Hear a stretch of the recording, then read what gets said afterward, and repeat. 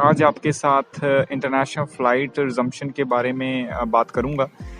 India ने 3 और country के साथ अपने एयर बबल एग्रीमेंट हैं जो टाई अप किए हैं रिसेंटली, तो उसके बारे में बात करेंगे आज की इस वीडियो में, जिसमें जापान, कनाडा एंड यूक्रेन जैसी कंट्रीज़ को उन्होंने ऐड किया है। सो उसी who can travel to Ukraine from India. As you know, मैंने पहले भी वीडियो डाली थी। 13 to 14 कंट्रीज़ हैं जो उनके साथ ऑलरेडी एयर बबल चल रहा है इंडिया का। So these are 3 additional countries which India just added. Nationals residents of CIS countries वो जा सकते हैं इंडिया से यूक्रेन के लिए। Any Indian national holding any type of valid visa of Ukraine including diplomatic and official passport holders and these countries, it would be for the airlines concerned to ensure that there is no travel restrictions। वो airline की responsibility रहेगी कि आपकी entry उस visa पे उस country में है या नहीं है। यूक्रेन से इंडिया आना है तो आपको इंडियन नेशनल हैं जो CS कंट्री में वो आ सकते हैं। All overseas citizen of India OCI card holders, passport issued by Ukraine, जिनके कार्ड होल्डर्स हैं उनके पासपोर्ट हैं यूक्रेन ने इशू किए हैं, वो आ सकते हैं।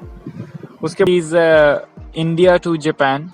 India has established an air travel bubble with Japan, allowing Indian and Japanese carriers to operate services between the two countries. The agreement allows standard nationals and residents of Japan and foreign nationals holding valid Japanese visa to travel from India to Japan, subject to the border measures and travel restrictions imposed by the Japanese government at the time of travel. Also, any Indian national holding any type of valid visa can travel to Japan. So बहुत अच्छी news है। आपके पास कोई भी Japan का valid visa है, you can travel to Japan, no issues with that. But make sure आप check कर लें एक बार जाने से पहले, अपने जो भी रूल्स एंड रेगुलेशंस हैं उनको एक बार ध्यान से पढ़ लें, देख लें। सो अच्छा होएगा बाद में, नहीं तो फिर एयरपोर्ट्स पे आपको एयरलाइंस पे भी प्रॉब्लम आती है। सो उससे बचने के लिए आई रेकमेंड कि आप पहले से अपना प्लान सेट करके जाएं। जापान से इंडिया आना चाहते हैं तो आ सकते हैं। इंडियन नेशनल्स हैं जो वो OCI कार्ड होल्डर्स हैं जापान में, वो आ सकते हैं। जिनका वीज़ा इंडियन मिशन के द्वारा इशू हुआ है, डिप्लोमेट्स हैं जापान के, वो भी इंडिया आ सकते हैं। तो तीसरा बड़ा अपडेट है जो वो कनाडा का है। कनाडा के इंटरनेशनल फ़्लाइट्स हैं जो वो अभी तक भी बंद हैं, सिर्फ अंडर वंदे भारत और ये अंडर बबल अग्रीमेंट हुआ है, जो उसके अकॉर्डिंग अभी 25 अक्टूबर से ये फ़्लाइट्स चलेंगी। So India has created an air travel agreement with Canada, informed a civil aviation minister on its website. Indian carriers and Air Canada are now permitted to operate services between India and Canada and carry the following categories of persons such flights. So जो India से Canada जा सकते हैं वो कौन कौन से हैं? जो इंडियन नेशनल्स हैं, रेजिडेंट्स हैं एंड फॉरेनर्स हैं with valid Canadian visa eligible to enter Canada. So अगर आपकी एलिजिबिलिटी है, आप जा सकते हो उनके according, then you can no one can stop you at the airport.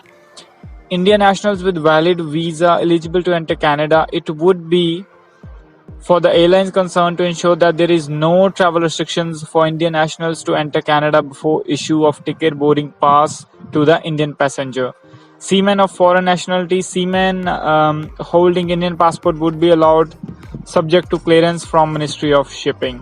So Canada से इंडिया कैसे आ जा सकता है? जो इंडियन नेशनल्स हैं वो आ सकते हैं।